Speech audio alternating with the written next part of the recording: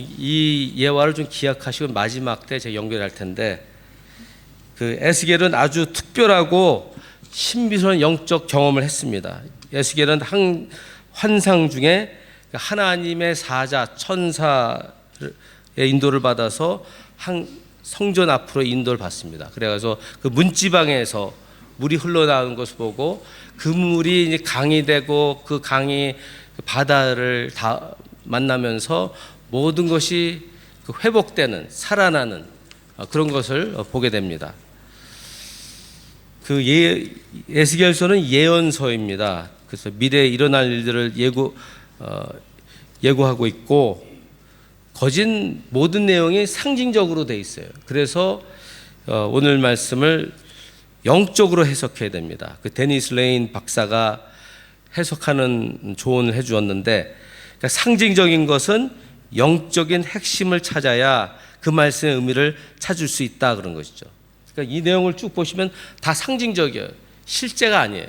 그러니까 환상을 통해서 에스겔이 본 겁니다. 그리고 그 환상 중에 하나님이 그 천사를 통해서 그 상징된 의미를 깨닫게 해준 거죠. 그런데 우리는 감사한 것이 에스겔은 환상을 통해 천사의 도움으로 하나님 말씀 받았는데, 우리는 하나님이 기록해 두셨고 그 성령의 인도하심에 따라 주의 메시지를 받을 수가 있는 것입니다. 세 가지 말씀드리는데, 성전에서 흘러나오는 물의 상징적인 의미를 통해서 주시는 세 가지 메시지. 하나는 생명을 상징합니다. 성전에서 흘러나오는 물은 생명을 상징해요. 그러니까 그 물을 받으면은, 마시면은 살아나는 것이죠. 그 물이 닿기만 하면은 죽었던 것이 살아납니다. 1절에 그가 나를 데리고 성전문에 이르시니 성전의 앞면이 동쪽을 향하였는데 그 문지방 밑에서 물이 나와 동쪽으로 흐르다가 성전 오른쪽 제단 남쪽으로 흘러내리더라. 이게 우리가 환상에 대해서 이제 성경에서 얘기하는 거 보면, 아직도 우리가 오늘날에도 우리가 환상을 보지 않습니까? 꿈도 주고 하나의 신령한 체험도 주는데, 그 구약 전설을 보면은 에스겔과 다니엘이 특별히 환상을 많이 봤는데, 그 성경이 가르쳐 주는 게 있어요. 그 환상, 꿈 모든 것이 하나님의 말씀의 맥락에 의해서 그 해석돼야 되는 것이죠. 그렇지 않으면 그냥 환상이에요. 그냥 아무것도 아닌 것이죠. 근데 이 환상을 통해서 하나님께서 어떻게 말씀하신, 그 다니엘서를 보면은 환상을 뇌를 통해서 받는다 그래요. 뇌. 성경 기록되어 있어요. 이 생각을 통해서. 그래서 잠을 자는 동안에도 환상을 봤다 그러고 꿈을 봤다 그러고, 또 기도하면서도 환상을 봤다고 이제 바울이 그러지 않습니까? 그러니까 하나님의 그 신비스러운 일이시죠. 이제 그렇게도 하나님이 일하시는 것은 맞습니다. 근데 이 에스겔에 있어서는 하나님이 그 환상을 주시고 꿈을 주시고 신령한 체험을 많이 주신 이유가 그때 성경이 기록되지 않았기 때문입니다. 그래서 이 환상을 통해서 이제 메시지를 받게 됩니다. 이 내용을 보시면은 에스겔이 그 문틈에서 흘러나오는 물을 보고 그 물이 흘러서 강물을 닦고 또 강물이 흘러서 바닷물 사해까지 이뤘을 때 모든 것이 소성되어 살아나요. 회복되는 것이죠. 그 말씀의 전체적인 의미는 이스라엘이 바벨론의 포로로 잡혀 있었기 때문에 그들이 이제 회복될 것이다. 다시 살아날 것이다. 다시 돌아올 것이다. 그런 메시지가 있고, 그것이 이스라엘만 궁극된 것이 아니라 우리 모든 사람들에게도 말씀해요. 영적으로 처져 있는 사람들, 그 사람들도 소생시켜서 회복하게 하실 것이라는 말씀이신 것입니다. 근데 그 계시록에 보면은 하늘 보좌에서 흘러나오는 생명수의 강을 상이 나옵니다. 그러니까 오늘 말씀과 연결되어 있죠. 그 하나님의 성전을 통해서 모든 사람들이 생명을 얻되, 이 생명은 일시적인 것이 아니라 영원한 생명이라는 것입니다. 우리가 예수 그리스도를 구주로 믿으면은 구원받는 거죠. 영원히 구원받는 거예요. 구원을 잃지 않아요. 예. 그게 생명이에요. 그래서 예수님이 내가 온 것은 생명을 얻게 하고 더 풍성히 얻게 하기 위해라 그런 말씀했죠. 그러니까 생명이라는 것이 영원히 구원받는 거예요. 하나님의 자녀가 되는 것입니다. 그런데 그 다음 내용을 보면 더 풍성히 얻게 하라, 더 풍성한 풍요로운 삶을 살 것이다 하고 말씀하는 것이죠. 그 조건은 그죠. 우리 예수님과 교제 속에서 예수님이 주시는 그 풍요로운 삶을 살 수 있다는 것을 말씀하고 있는 것입니다. 여러분이 잘 아는 그 솔로몬, 전도서를 기록한 솔로몬의 얘기를 하면은 그는 마음껏 누렸습니다. 마음껏 즐겼습니다. 파티를 열고 배불리 맛있는 음식을 먹고 술을 마시고 사람들 불러서 춤을 추게 하고 노래를 하게 하고 흥청망청 즐겼어요. 또 자신을 위해 한 채가 아닌 여러 집을 지었고 동산에 과수나무들 심었고 또 연못도 만들고 또 아내들과 첩도 1000명이나 됐습니다. 그러니까 솔로몬 모든 권력, 세력, 재력 다 가지고 있었어요. 이 모든 부유와 쾌락의 극치를 다 간 사람이에요. 끝까지. 우린 그렇게 못하잖아요, 그죠? 돈도 별로 없고 원해도 안 되고 그러잖아요. 근데 이 솔로몬 됐어요. 모든 것이 다 가봤어요. 끝까지 가봤더니 헛거라 그런 말을 하는 거예요. 무엇이든지 내 눈이 원하는 것을 내가 금하지 아니하며 무엇이든지 내 마음이 즐거워하는 것을 내가 막지 아니하였으나 하나도 막지 않았다는 거예요. 마음으로 내가 마음에 원하는 건 다 했다는 거예요. 먹어보고 마셔보고 체험해보고 다 이 마음을 채우려고. 근데 안 됐다는 것이죠. 그 후에 본즉 내 손으로 한 모든 일과 수고한 모든 소가 다 헛되고 바람을 잡으는 것이며 해 아래서 무익한 것이라. 바람 같은 거, 바람 안 보이지 않습니까? 지나가는 거예요, 그냥. 그러니까 에베소에서 말씀하고 또 요한일서에서 말씀하지만 그 세상에 세상과 세상에 속한 것을 사랑하지 말라 그런 말씀이에요. 그러면 나의 사랑이 너에게 없다고 말씀하거든요. 그러니까 우리가 이 땅을 살면서 물론 살다 보니까 필요한 게 많아요. 필요한 것을 하나님 채우신다 그랬습니다. 근데 이 필요 이상의 걸 넘어갈 때 우리가 욕심이 되고 욕망이 되고 죄에 빠지기가 쉬운 거죠. 우리 영혼이 더 강팍해질 수가 있는 것이죠. 우리 생각에는 이것을 누리고 이것을 가지고 하면은 뭔가 이룰 것 같은데 사실은 이 영혼의 문제예요. 이 마음이 공허해요. 좋은 옷을 입고 맛있는 것을 마시고 좋은 차를 타고 해보세요. 하월 휴스 같은 사람, 19세기 최고의 갑부였죠. 그 사람, 제가 고등학교 때 그 사람이 이제 죽은 사진과 기사를 봤는데 이 사람이 잘생겼어요. 돈도 많고 그래서 영화 배우도 하고 비행기도 만들고 비행기도 조종, 여자들도 많았고. 근데 어떻게 죽었는지 아세요? 그 자기 서재에서 빼짝 말라서 영양실조로 죽었어요. 전 그거 보고 깜짝 놀랐어요. 고등학생이 예수 안 믿을 때인데 어떻게 다 가졌는데 이럴 수가 있는가. 그 다음에 또 제 자신의 삶 보니까는 하여튼 저는 미국 이민 갔지 않습니까? 그 한국에서 어렸을 때 참 먹을 게 별로 없었어요. 죄송하네요. 근데 미국 가서 뭐 먹고 마시고 좋았어요. 미국 가면 다 이루어지는 줄 알았대. 근데 마음이 공허해 아직도. 그러다가 예수님을 만난 것이죠. 그러니까 이 마음이에요, 마음. 이 솔로몬 얘기한 것 같이 내 마음이 즐거워하는 것을 내가 막지 아니하였으나 내가 원한 건 다 구하고 얻고 만지고 다 했는데 아무것도 아니라는 거예요. 이거 성경 왜 기록해 두셨어요? 우리 보고 보라는 거 아닙니까? 여러분 혹시 영혼의 갈증을 느끼십니까?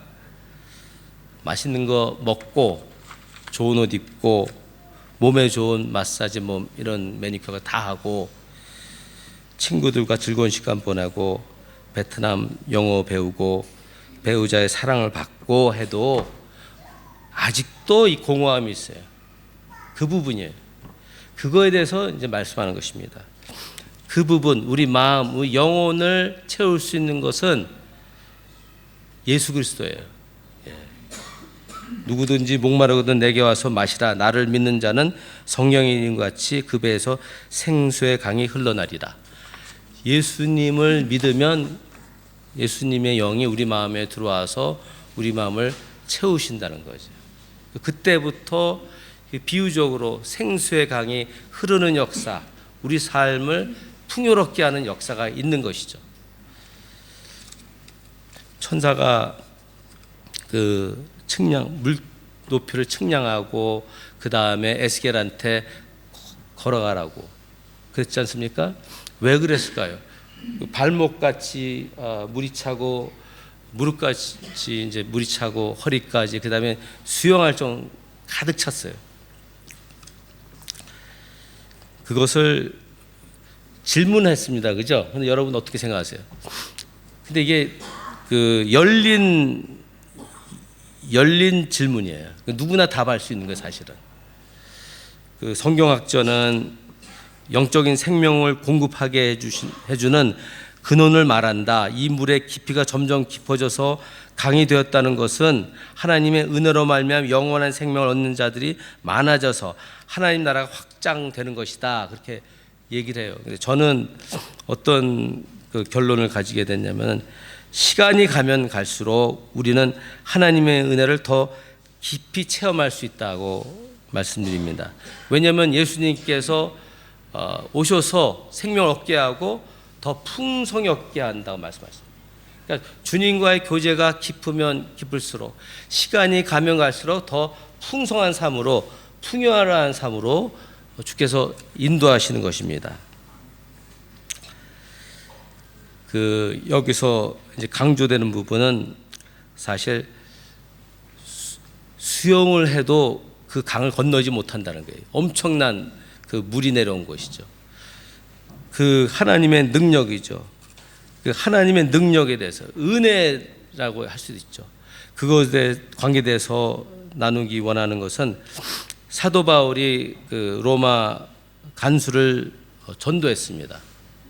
그 감옥에 갇혀가지고 어떻게 그에게 전도를 해가지고 그 가족이 다 믿게 돼요.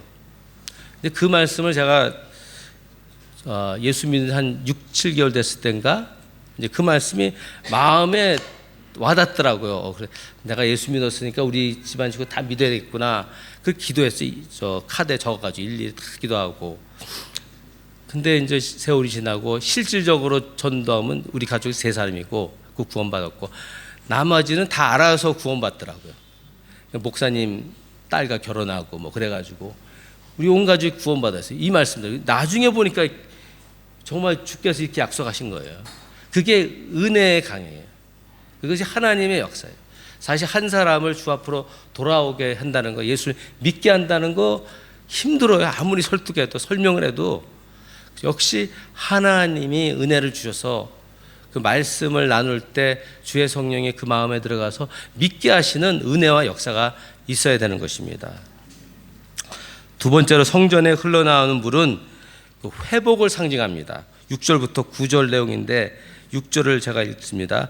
그가 내게 이르시되 인자야 네가 이것을 보았느냐 하시고 나를 인도하여 강가로 돌아가게 하시기를. 그 다음에 7절부터 12절까지 쭉 나오는 내용들을 보면은 에스겔은 그 7절에 강 좌우에 과실나무가 많은 것을 보았다고 해요. 그리고 8절은 바닷물이 되살아남을 보았다고 그러고 9절에서는 은혜의 생수가 흘러가는 곳마다 변화와 치유와 회복의 역사가 일어난 걸 보고 10절에는 강가나 그리고 바닷가에 어부들이 많이 서 있는 거예요. 고기들이 막 많아지니까는. 그 다음 12절에는 각종 과실 나무가 자라서 푸른 잎을 내고 새 열매를 맺고 또 매달 열매를 맺는다고 이제 나옵니다. 이런 환상이야 지금 실제가 아니야.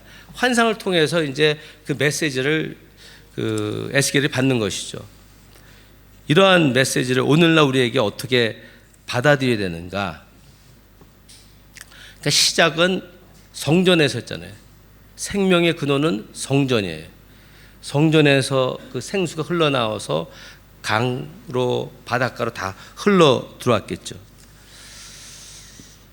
어떻게 우리 마음에 생수의 강이 흘러갈 수 있습니까?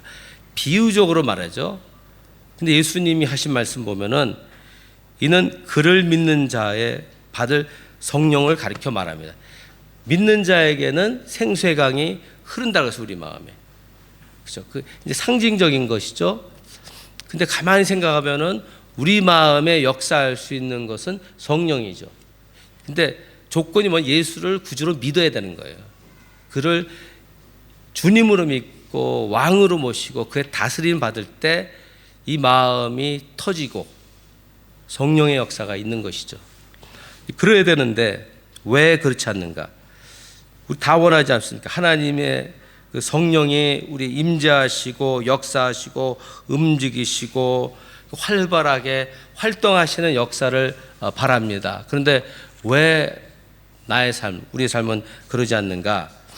그 갈라디아서 5장 16절에서 21절에 말해주는 내용을 보면은 딱 두 가지를 말해요. 하나는 육의 소욕은 성령을 거스리고 성령은 육체를 거스리나니. 그 다음에 죄에 대해서 한 20가지 다 설명해요. 나중에 집에 가셔가지고 조용히 앉아서 이 20가지 이상 되는 그 죄의 제목을 놓고 하나하나 돌아보셔야 돼요. 아주 모든 것을 다 회개해야 돼요. 그러지 않으면 그 죄가 맡고 있는 거예요. 근데 죄가 어떻게 맡고 있느냐? 우리는 욕구가 있지 않습니까? 우리가 죄를 붙들고 있는 거죠. 예.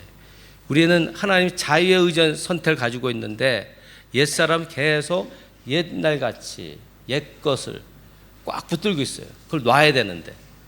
그러니까 하나님이 그 자유의지의 선택을 줬기 때문에 그걸 놔야지 되는 거예요. 놓는 길은 나가게 하는 거거든요. 우리 마음에서 우리 삶에서 죄가 씻어져 나가야 해요. 정결케 돼야 되는 것이죠. 그거 없이는 안 돼요.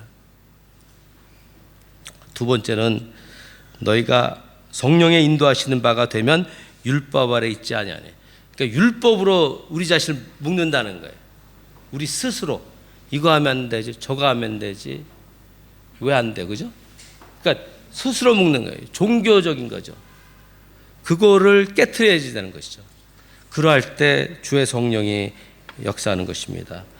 그 21절 갈라디아서 5장 21절에 이렇게 말하면 너에게 경계한 것 같이 경계하노니 이런 일을 하는 자들은 하나님의 나라를 유업으로 받지 못하려 그랬어요. 그러니까 죄에 대해서 율법적인 태도에 대해서 이것을 계속 하면은 하나님의 유업, 하나님의 은혜를 복을 받지 못한다 그런 거예요. 그러니까 하나님을 탓할 필요가 없어요, 사실은. 목사가 설교 못해도 왜 그러냐 그럴 필요가 없어요. 사실. 그러니까 여러분 마음의 문제예요, 사실은. 여러분 마음 문제예요. 여기가 정리가 돼요. 여기가 터져 나와야 되는 것이죠. 나를 믿는 자는 성경의 이름같이 그 배에서 생수의 강이 흘러나리니 이는 그를 믿는 자의 받을 성령을 가리켜 말씀하시는 것이라. 우리 안에 성령이 계십니다. 예. 성령이 계시죠. 아멘. 예. 그러니까 이제 그분으로 우리 성령님께 우리 마음을 열어서 드리면 돼요. 계시록 보면은 그러지 않습니까? 내가 문 밖에서 두드린다고 여러 번 말씀을 드렸죠. 네가 열면은 내가 들어가 너와 더불어 먹겠다. 교제하겠다. 주님 그 말씀 영적인 메시지죠. 그 의미를 알고 그 의미 마음으로 받아들이면은 우리 주님께서 들어가서 이제 풍성한 일을 하시는 것입니다. 그 마태복음 7장 24절 29절에 보면은 예수님께서 지혜로운 건축자와 어리석은 건축자에 대한 비유를 말씀합니다. 비유로 말씀하는데 물 좀 마시고 계세요.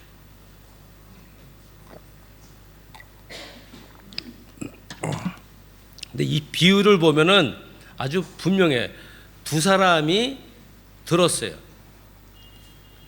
반석 위에 집을 지라고. 그런데 한 사람은 반석 위에 집을 졌습니다. 근데 또 다른 사람은 말을 듣지 않고 모래 위에 지니까는 어떻게 됐습니까? 비가 내리고 창수가 나고 바람이 불으니까 그냥 확 무너졌어요. 그 다음에 예수님 하신 말씀 뭔지 아세요? 나의 이 말을 듣고 행하지 않은 자는 그 집을 모래 위에 지은 어리석은 자라. 그러니까 하나님의 은혜와 복, 그 역사함을 경험 못하면은 이유는 간단해요.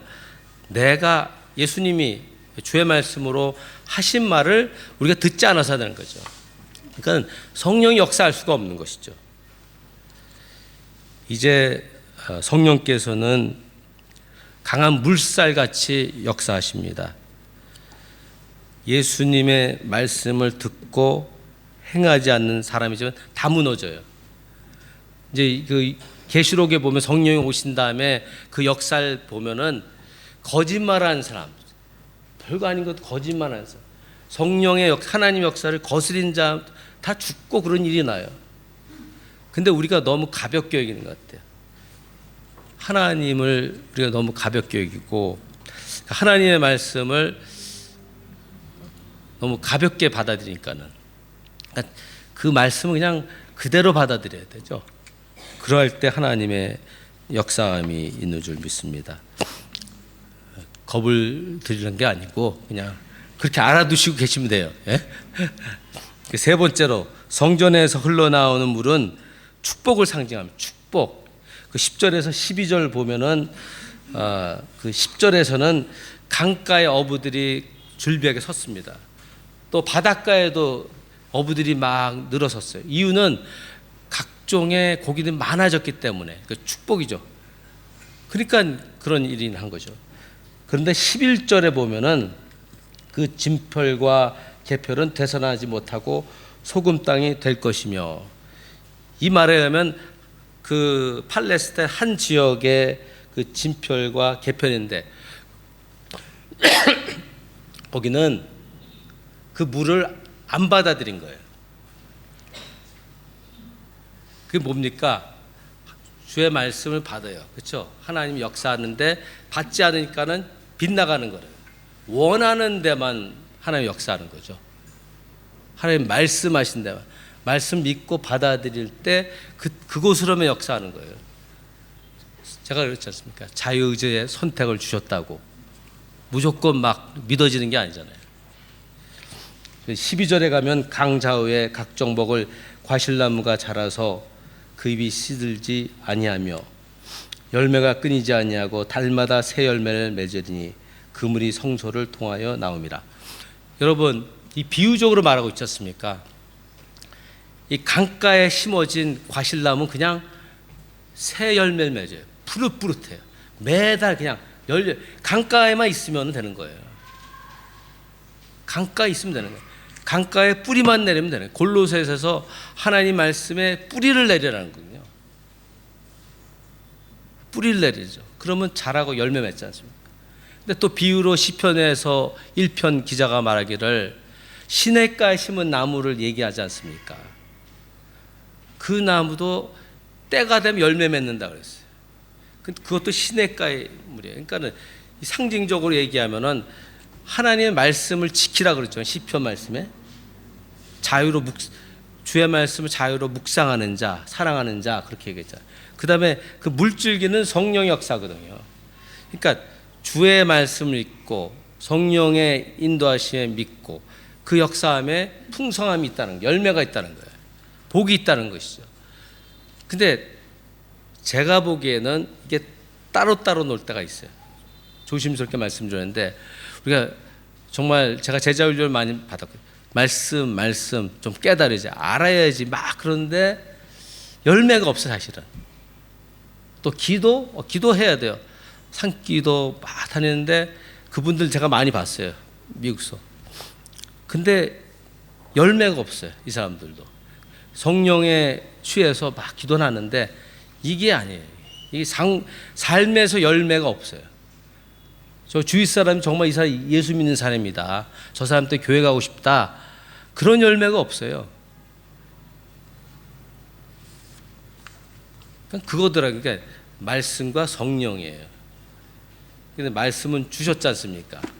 그렇죠? 성령도 우리에게 주셨고, 그래서 이 성경은 40명의 기자들이 여러 시대에 여러 나라 말로 그들의 그 사람됨으로 기록했거든요. 근데 성령의 감동을 받아, 영감을 받아 기록했대.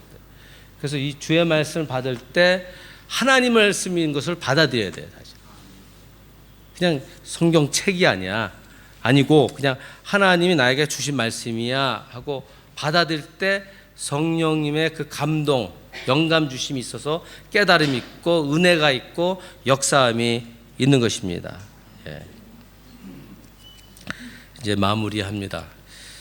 그 앞에 금붕어 얘기했지 않습니까? 그 좁은 공간에서 아직도 빙빙 우리 집에서 돌고 있을 거예요, 그죠? 올라왔다 내렸다가 하루 종일 그래요. 어떻게 이렇게 살아요? 어떻게 이렇게 계속 살 수 있습니까? 워낙 금붕어는 야생에서 번식했습니다. 금붕어는 자연의 물가에서 살아야 돼. 물고기 같이 살아야 된다는 거예요. 근데 저를 포함해서 우리가 우리 자신을 어항에 넣는 것 같은 거죠. 우리 마음을. 우리 마음은 그거예요. 꼭 안고 여기서 그냥 왔다 갔다 하고 우리가 원하는 기도하고 말씀 보고 여기서 맴도니까 안 되는 거예요. 이걸 깨트려야죠. 또 여러분들이 예수 믿고 신앙생활하는데 어쩌면 과거에 교회 때문에 교회의 그 율법적인 그런 형식적인 틀적인 그거에 갇혀서 여러분들이 어려울 거예요. 근데 이 성전을 통해서 보시는 말씀에 생명의 근원은 나로부터 나온다는 거예요. 예수님부터. 여러분의 생명의 근원, 여러분의 은혜가 어디서 옵니까? 목사의 설교에부터 온 거 아니잖아요. 여러분 말씀을 잘 깨달아서 거기가 아니잖아요. 우리 하나님이시잖아요. 예수 그리스도 아닙니까? 근데 그 예수님이 우리 마음에 찾아오셔서 우리 마음을 깨트시고 이제 물이 철철 나게 하신다는 것이죠. 기도하겠습니다.